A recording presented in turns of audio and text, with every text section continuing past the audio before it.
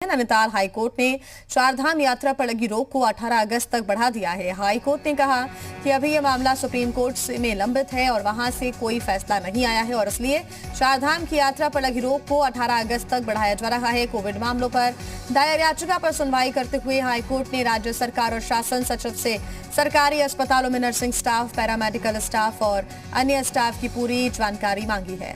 High court ने सरकार से यह भी पूछा है कि सरकारी अस्पतालों में नर्स, वार्ड बॉय और सपोर्ट स्टाफ के कितने पद खाली हैं, उनकी भर्ती के लिए सरकार ने क्या प्रक्रिया अपनाई है। हाईकोर्ट ने राज्य में सभी सरकारी अस्पतालों में उपलब्ध एम्बुलेंस की संख्या और उनकी क्षमता के अनुसार ऑडिट रिपोर्ट भी तलब की है और उसकी भी जानकारी अगली सुनवाई में देने को कहा गया है। मामले की अगली सुनवाई अब 18 अगस्त को होगी।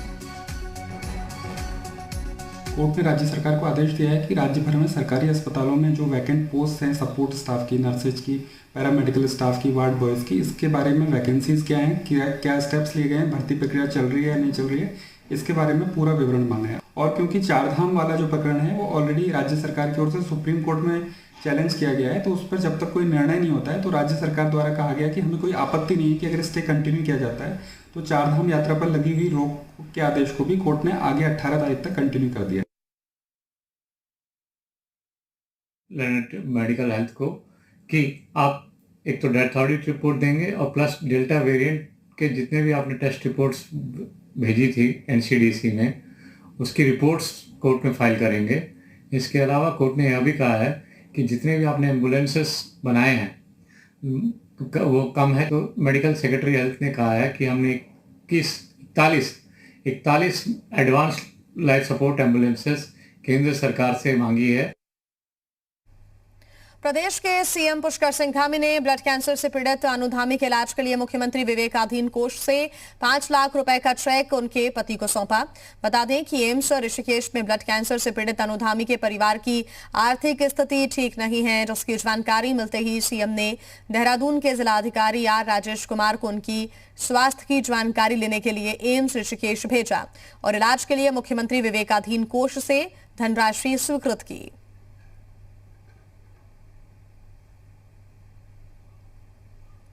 उत्तराखंड के कैबिनेट मंत्री गणेश जोशी भारी बारिश के बीच एक्शन में नजर आए। मंत्री गणेश जोशी ने देहरादून में बारिश से हुए नुकसान का जायजा लिया।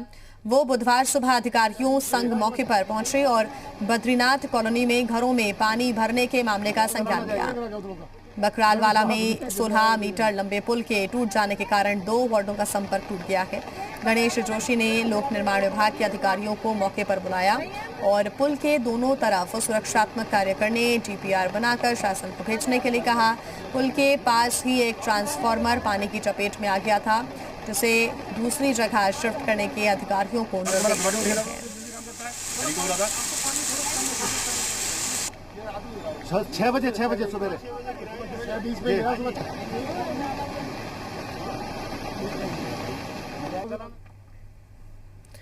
आगे बढ़ते हैं, बात करेंगे रुद्रप्रयाग की, जहां 2 दिन से बारिश के कारण जनजीवन प्रभावित हो रहा है। बारिश और भूस्खलन के चलते बद्रीनाथ हाईवे कई जगह बाधित है।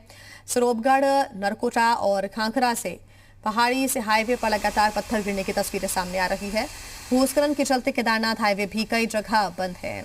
लगातार बारिश के कारण हाईवे से मलबा हटाने के काम में दिक्कत भी आ रही है। हाईवे बंद होने से दोनों तरफ वाहनों की लंबी कतार लगी हुई है। सड़क मार्गों के बंद होने से रुद्रप्रयाग और चमोली जिले में जरूरी चीजों की आपूर्ति भी ठप हो गई है। स्थिति आज भी एनएच की बड़ी दयनीय है। एनएच के पास पूरे संसाधन नहीं है। एनएच इसमें घोर लापरवाही कर रही है और जहां तक इन्होंने निर्माण कार्य भी किए तो निर्माण कार्य में भी बहुत ज़्यादा अनियमितताएं इनकी देखने को मिल रही हैं। इसका जीता जागता उदाहरण आपको पूरे एनएच में जगह जगह देखने को मिल रहे हैं। ये उदासीनता इनको तुरंत इसमें कोई घोर लापरवाही नहीं करनी चाहिए और अतिशीघ्र मार्ग खोलने के लिए अपने संसाधन जुटाने चाहिए। बात करेंगे देहरादून की, जहां मूसलाधार बारिश के बाद कई जगह जलभराव हो गया है। मंगलवार रात से हो रही भारी बारिश के कारण शहर के कई हिस्सों में पानी जमा है। आईटी पार्क इलाके में एक कार पानी में डूब गई। नदी नाले उफान पर हैं।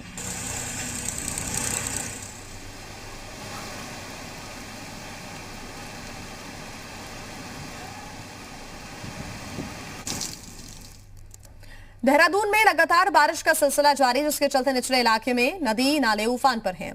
तो वहीं केम्प्टी फॉल में अधिक पानी आने के चलते एहतियात के तौर पर स्थगित स्थानीय दुकानों को खाली करा दिया गया है। साथ ही प्रशासन लगातार हालात की मॉनिटरिंग कर रहा है। तो वहीं पर्यटकों को भी सुरक्षित स्थान पर रहने के निर्देश दिए गए हैं।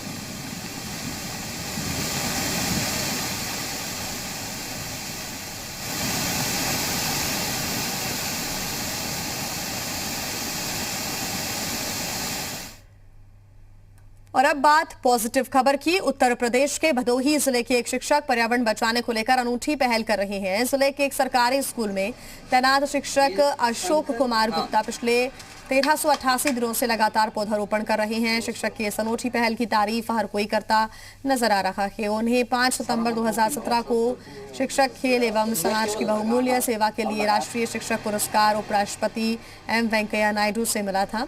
और इसके उपरांत शिक्षक अशोक कुमार गुप्ता राष्ट्रपति भवन में महामहिम राष्ट्रपति रामनाथ कोविंद जी से भी मिले थे। अभियान शुरू किया। अशोक कुमार गुप्ता का यह अभियान उनको नई पहचान तो दे ही रहा है, साथ ही यह पर्यावरण संरक्षण के लिए भी एक बड़ा कदम है।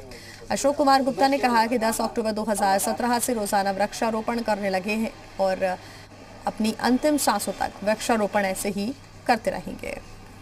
ये ग्लोबल वार्मिंग की समस्या आई समझ में, जिससे पूरा विश्व त्राय मचा हुआ है। मैंने उसी दिन निश्चय किया कि मैं जब तक जीऊंगा अंतिम सांस तक प्रतिदिन एक पेड़ लगाऊंगा। और तब से और आज तक मैंने पेड़ लगाना शुरू किया। अगर मुझे इस दरमियान कहीं खेलकूद में बाहर भी जाना पड़ता है तो वहां भी मैं खुरपी और पौधे अपने बैग में रखता हूं। मैंने इस पर्यावरण को आत्मसात किया है और पौधरोपण करूंगा।